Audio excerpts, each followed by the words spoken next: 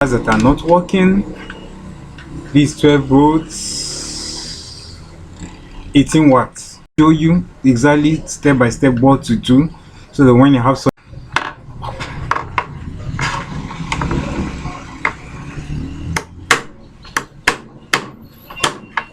hit a bit hard when simple hitting cannot give you a result. So we opened it, and now we're going straight to the device. That's signs of burnt. Yeah, I think you should hit closely. This is it. And this happened as a result of high current. So like I said, whenever high current happens, there are three things that usually burn: the capacitor, the rectification diode, as well as a fuse. So I'm going to show you shortly. Now this is the capacitor. These are capacitors. These are, and usually the capacitors are of two types: the AC type and the DC type. What normally burns in this case are usually the AC type. So if you look closely, you see one of the capacitor is blown. This particular one here, yeah, it's obviously blown. You see how flat this one is? That is blown. This is the capacitors, and this is the AC type. It should be rated 400 volts. To tell you the AC type. This is actually a DC. Actually it's AC too, 450 volts. Wow, but this could survive it. This died, so this is bad. So which means our predictions are correct. The capacitor is bad. So let's check for the rectification diode too.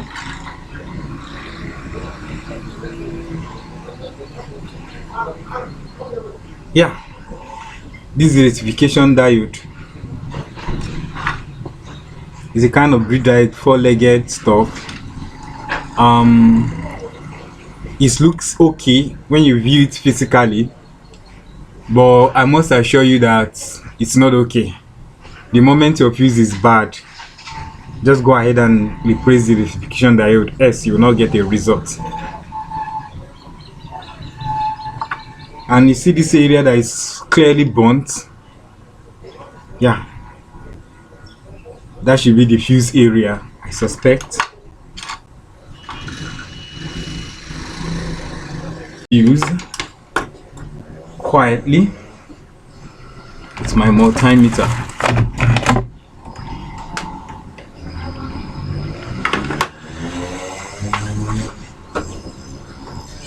See, auto resistance, because I want to check if current is passing across the fuse or if it is broken.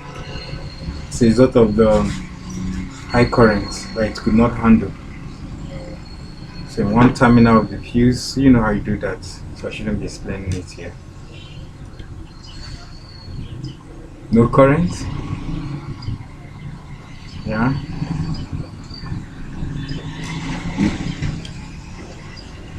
I just tested the fuse. There's no current passing through the fuse, so it's bad. I usually do not change my fuse instantaneously. The reason being that there could be another, maybe a diode that's damaged in the aspect, and you know diodes allow light to control in one direction, and if that happens, I change the fuse instantly. The setback is this: if you change the fuse instantaneously, it will certainly might just go bad and you lose the money for the fuse. So I normally use one strand of very tiny piece of wire as fuse, and when I'm sure that everything is alright, I can remove the strand of wire and then replace my fuse. In some case, I just let the strand of wire be, because one strand is also as low as a good resistor too, as a resistor that can be used as fuse too, not just to oppose current but act as a fuse. So I have one strand here. Remember, we are changing 4 things here, so I'm taking care of the first one, which is the fuse. It's badly blown. I don't want to replace it right now until I'm sure that everything is cool and fine. I need to get my soldering lead.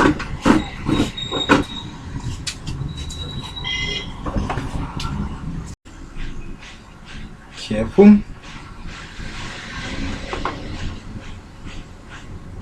Siccome bila da punti piccoli secondo me scivolos.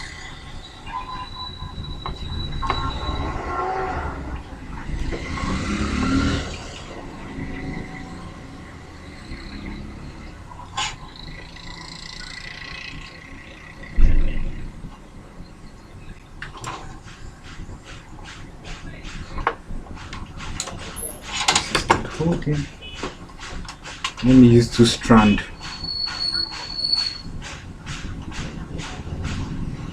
I'm confident of using 2 strand because I'm certainly going to change the rectification diode,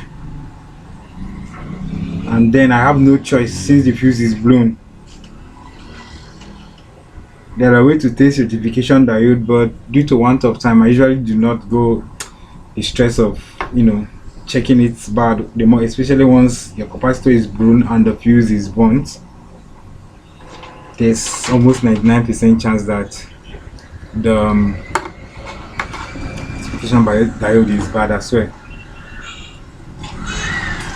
So what I'm doing right now is to bridge the fuse.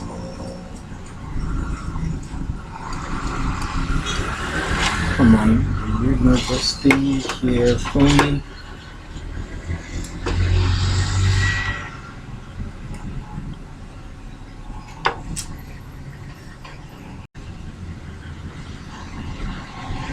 So I bridge the fuse. Look carefully, you can see the tiny piece of wire. We're moving on to the capacitors.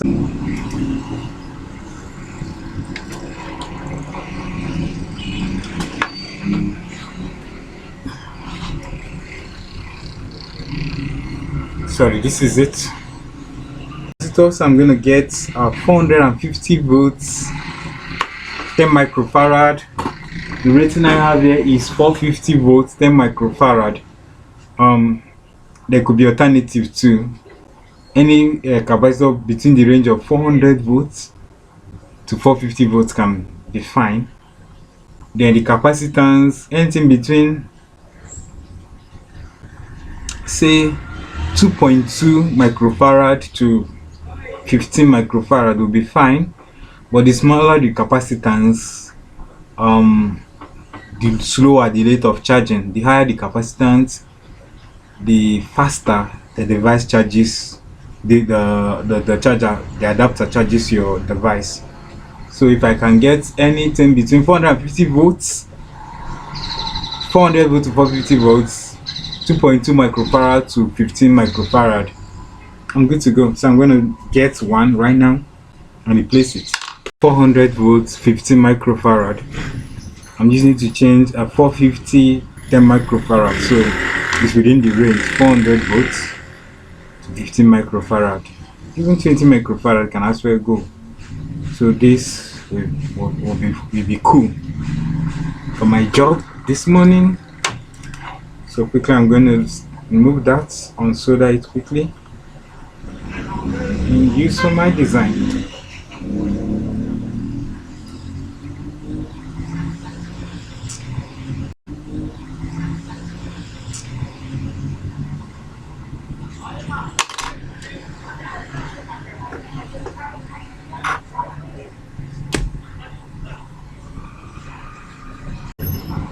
So quickly place it in the right position, the negative in.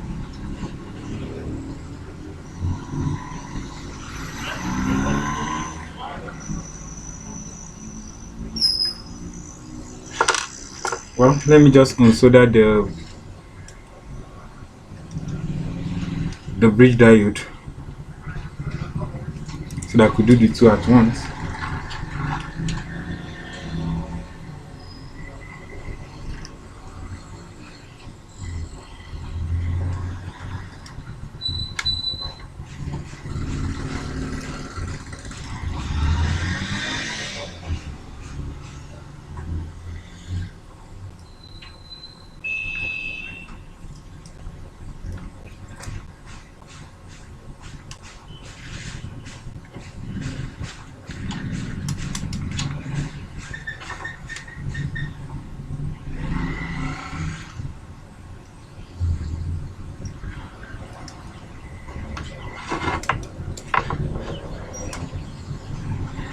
That is it. A bridge diode and soldered.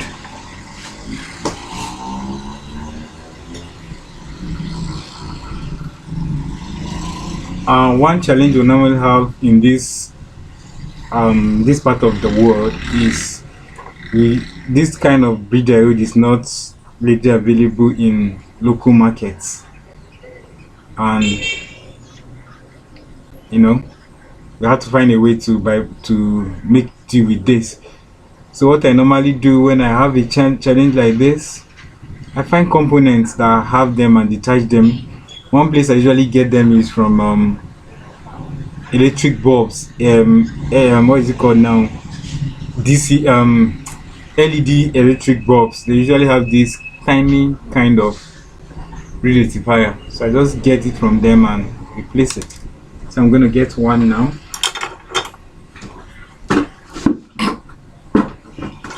The bulb. I'm gonna snip out the bridge diode inside. This black stuff with 4 legs. If you don't know what it is, just check the marking. You usually see the positive and the negative and the AC. So I'm going to remove that. This guy here, that's our bridge diode. Quickly, I don't have all day now. I have to be fast. So I could. Usually, I did carefully not to damage it. I rather damage the bulb than damaging the component I'm looking for, because these are scarce. Can't get it in the market. Yeah.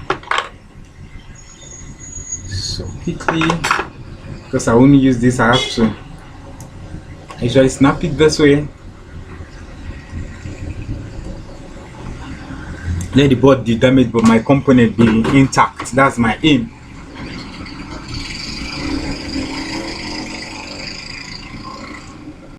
So it came out fine. There's always a notch, a small hole, or look for the positive and the negative. Where that notch is in the middle up shows the DC part, while the other end is the AC part, the part that will be going to the source of light, while the other part will be going to the capacitor and to the fuse. So make sure you place correctly, or just check the way you remove it and place. That's all I could say. The 6-man neck for both legs, so that is my terminal. So this is the right placing. Wow, I could have placed this longer. What was I thinking?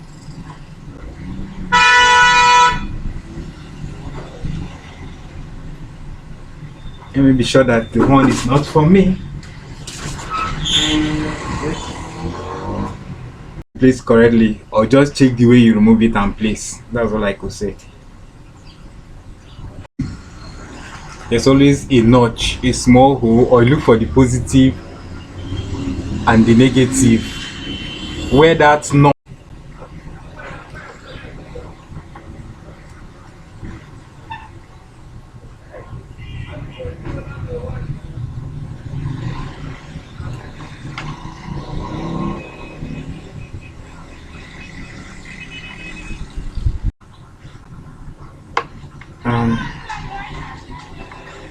the 3 things we have suspected is fixed. The capacitor,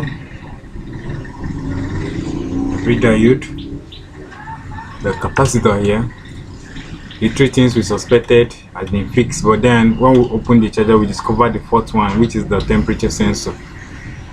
So I'm going to walk around it now to get it going. So keep an old temperature sensor to get it replaced.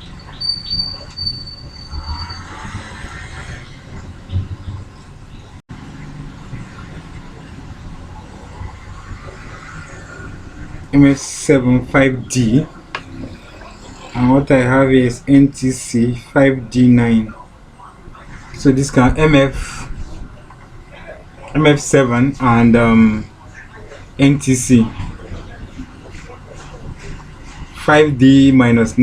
I think both can work. Sure.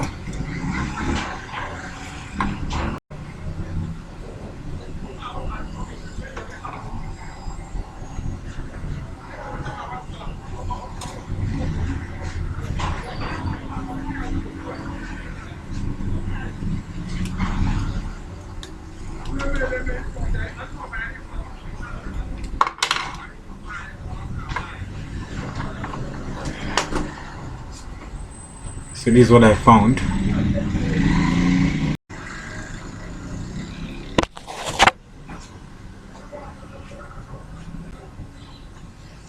Just have to use it.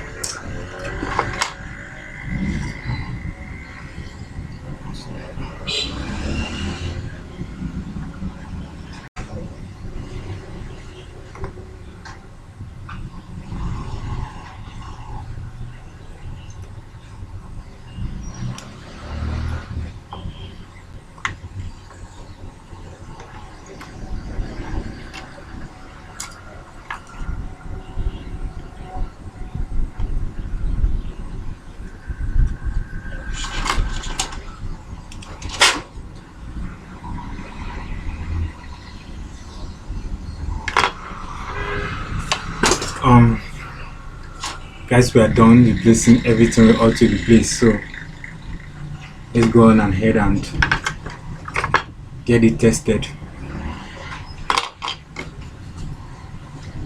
So they are Charge. charge. Okay.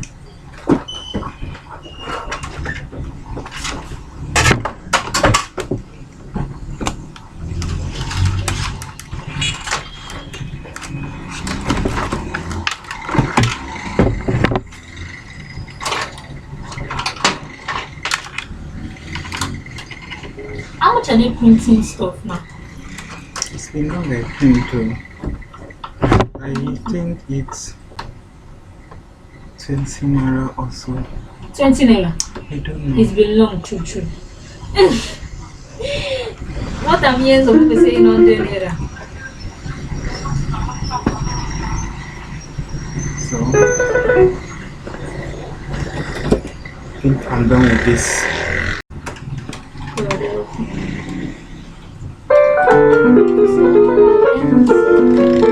God help me. Lord help me, Lord